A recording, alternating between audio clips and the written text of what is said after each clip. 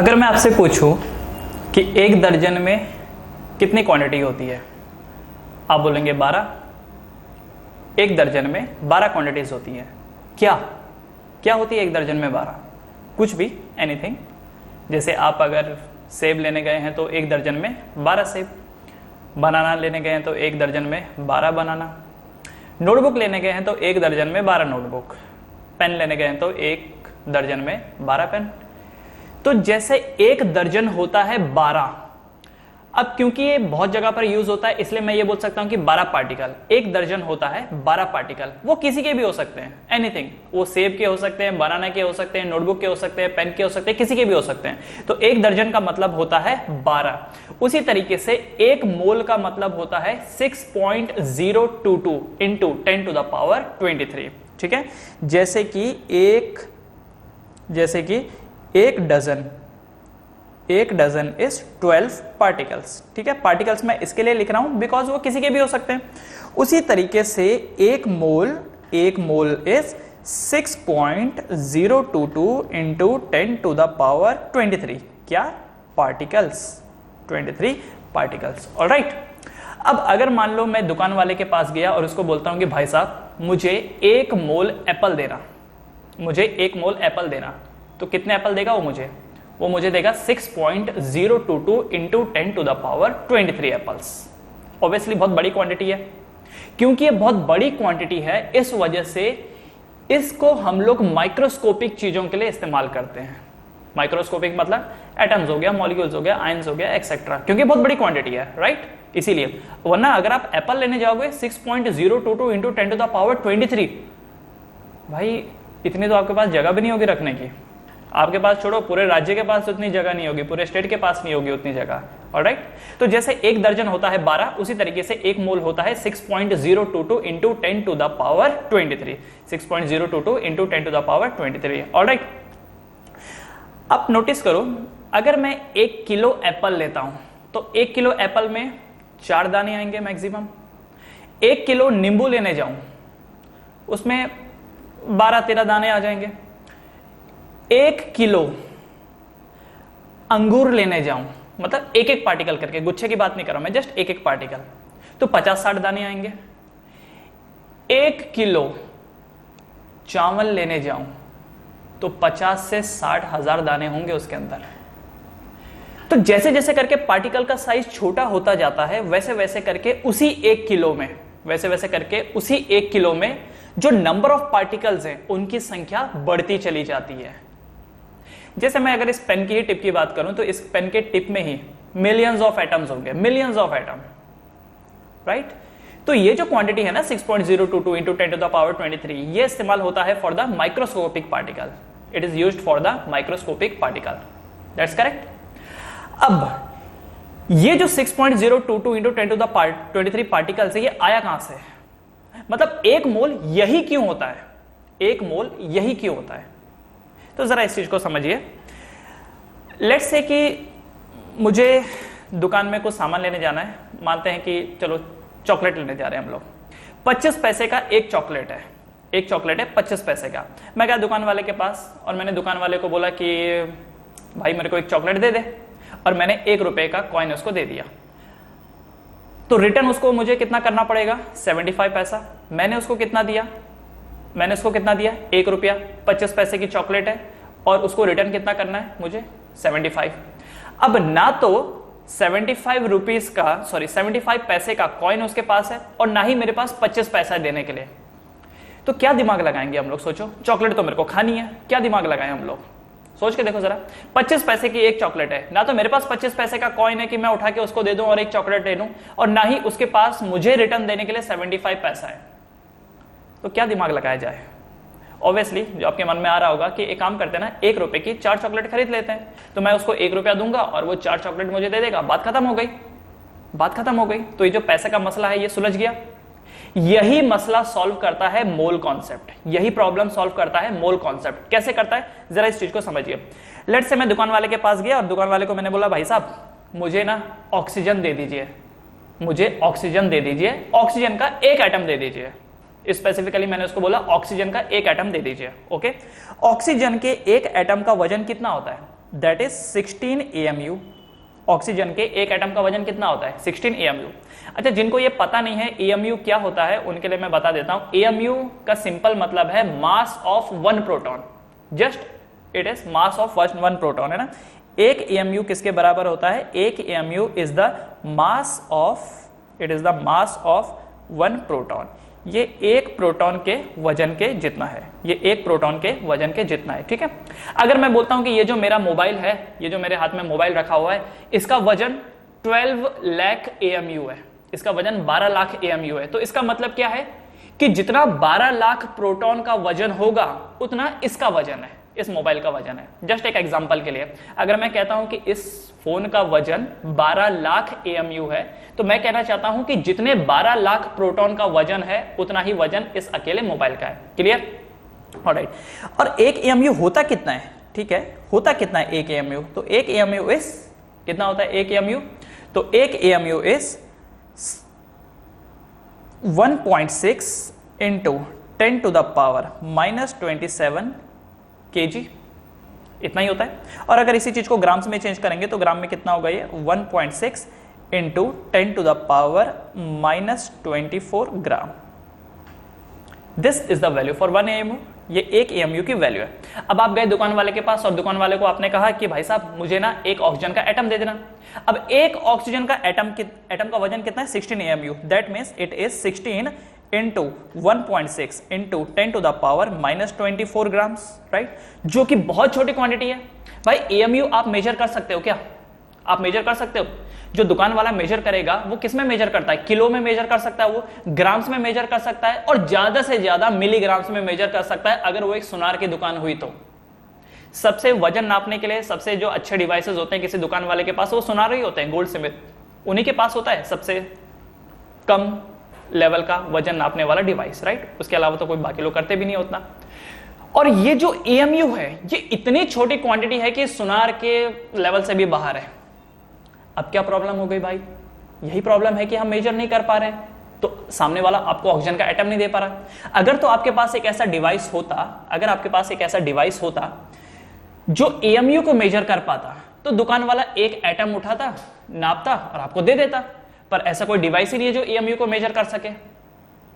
तो कुछ तो दिमाग लगाना पड़ेगा, कुछ तो दिमाग लगाना पड़ेगा, क्योंकि वजन हम ज्यादा से ज्यादा ग्राम्स में नाप सकते हैं। तो क्या दिमाग लगाया गया, जरा उस चीज को सुनिए। दिमाग यहां पर यह लगा कि क्यों ना हम लोग 16 AMU को, मतलब 16 AMU के N पार्टिकल्स खरीद लेते हैं। हम 16 AMU के N पार्टिकल्स खरीद लेते हैं, सच दैट कि उन सब का वजन 16 ग्राम्स होना चाहिए, सच दैट उन सब का वजन 16 ग्राम होना चाहिए। जैसे कि मैंने अभी आपको एग्जांपल दिया था, 25 पैसे की एक चॉकलेट है, तो ना तो मेरे पास 25 पैसा देने के लिए है और ना ही सामने वाला 75 पैसा मेरे को रिटर्न कर सकता है। तो मैंने क्या उससे बोला कि भाई एक काम करता हूं, मैं 4 चॉकलेट खरीद लेता हूं। तो यहां पर जो N की वैल्यू है वो है 4, N की वैल्यू है 4 इस केस में, ठीक है। तो यहां पर भी वही दिमाग लगाया गया कि एक ऑक्सीजन का एटम का वजन होता है 16 AMU। मैं ऐसे N पार्टिकल्स खरीद लूंगा सच दैट कि जो टोटल वजन है वो 16 ग्राम बन जाए, सच दैट कि वो 16 ग्राम बन जाए, ठीक है। तो 16 AMU के मैं N पार्टिकल्स खरीद लेता हूं सच दैट उन सब का वजन 16 ग्राम हो जाए। अब सुनो, क्या ये 16 ग्राम मेजरेबल है? क्या ये जो 16 ग्राम है इसको मेजर कर सकते हैं? यस, हम मेजर कर सकते हैं 16 ग्राम को। पर क्या 16 AMU मेजर कर सकते थे? नहीं। इसलिए हमने 16 AMU वाले N पार्टिकल खरीद लिए और उससे जो वजन था वो AMU से कन्वर्ट होकर के ग्राम्स में आ गया, एंड ग्राम को हम मेजर कर सकते हैं, ग्राम को हम मेजर कर सकते हैं। तो 16 AMU into N is equal to 16 grams. N की वैल्यू निकाल लो, निकाल लो N की वैल्यू। तो चलो निकाल लेते हैं। तो N यहां पर क्या होगा? N होगा 16 ग्राम divided bye 16 AMU, 16 AMU, which is equal to N 16 gram divided bye 16 into 1 AMU कितना होता है? 1.6 इंटू 10 टू द पावर -24 ग्राम। यही होता है, यही होता है। ओके, सॉल्व करके देखो क्या होगा। 16 से 16 कैंसिल, 16 से 16 कैंसिल, राइट। 1 डिवाइडेड बाय 1.6 कितना होगा, ये जो है 1 डिवाइडेड बाय 1.6 कितना होता है, 0.6022 सॉल्व करके देख लो, you will get that answer. 1 divided by 1.6 into 10 to the power -24, जब ऊपर जाएगा तो क्या होगा, +24। अच्छा, बाय द वे ग्राम से ग्राम से भी कैंसिल हो जाते हैं। फर्दर इसको सॉल्व करिए, 6.022 इंटू 10 टू द पावर 24 को सॉल्व करोगे तो इसको 6 पॉइंट कर दो इंटू 10 टू द पावर 23, क्या निकल के आया, 6.022 इंटू 10 टू द पावर 23। इसका मतलब 16 AMU के वजन वाले अगर मैं 6.022 into 10 to the power 23 particles खरीदता हूं तो ये जो 16 AMU है ये कन्वर्ट हो जाएगा 16 ग्राम में। ये जो 16 AMU है ये कन्वर्ट हो जाएगा 16 ग्राम्स में। कब, जब मुझे कितने खरीदने पड़ेंगे, 6.022 into 10 to the power 23 particles. एक और एग्जांपल ले लेते हैं, टेक अनदर एग्जांपल। जैसे हीलियम ले लेते हैं। हीलियम, मैं गया दुकान वाले के पास, मैंने कहा भैया हीलियम का एक एटम देना। तो कितना हीलियम के एक एटम का वजन, 4 AMU। अब दुकान वाला देना तो चाहता है लेकिन AMU नापने के लिए कोई डिवाइस है ही नहीं।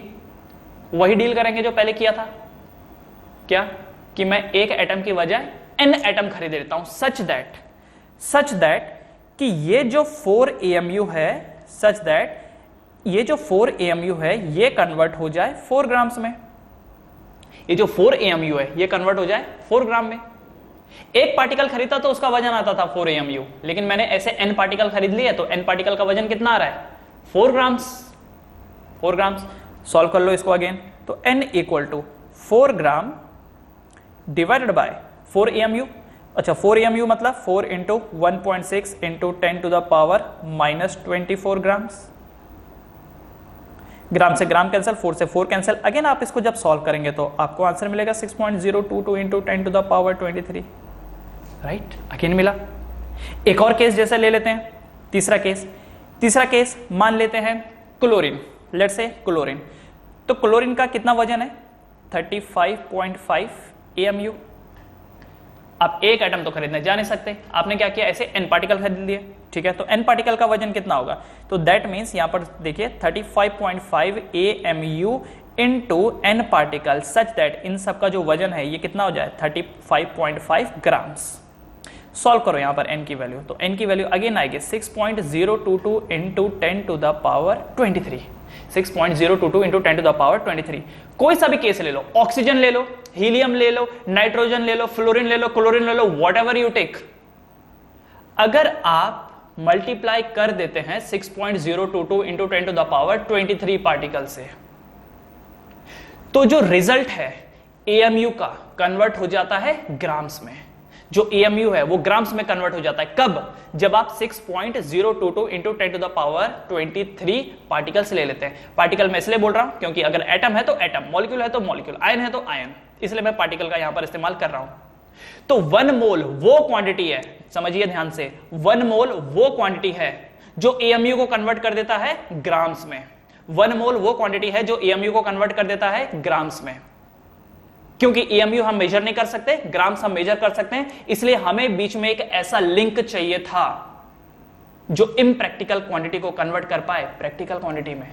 और यही है वो मोल, यही वो मोल है जो AMU को कन्वर्ट करता है ग्राम्स में। AMU मेजर नहीं किया जा सकता था, ग्राम्स मेजर किया जा सकता है, इसलिए हमें उसको मल्टीप्लाई करना पड़ रहा है 6.022 इंटू 10 टू द पावर 23 से। ऑलराइट, अब ये इतना लंबा चौड़ा शब्द कौन बोलेगा, 6.022 इंटू 10 टू द पावर 23, कौन बोलेगा इतना लंबा चौड़ा, इसलिए हमने शॉर्ट में इसको बोल दिया 1 मोल। अब 1 मोल बोलना बड़ा आसान लगता है, 1 मोल बोलना बड़ा आसान लगता है। अदरवाइज हमको क्या बोलना पड़ता कि आप ना ऑक्सीजन के 6.022 into 10 to the power 23 atoms ले लो, तो उससे ना AMU ग्राम्स में चेंज हो जाएगा। अब यार इतना लंबा चौड़ा कौन बोलेगा, उससे बेटर क्या है, बेटर ये है कि इसको बोल दो 1 मोल, 6.022 इंटू 10 टू द पावर 23 को बोल दो 1 मोल, कि आप ऑक्सीजन का 1 मोल ले लो और उससे ऑक्सीजन का वजन 16 ग्राम हो जाएगा।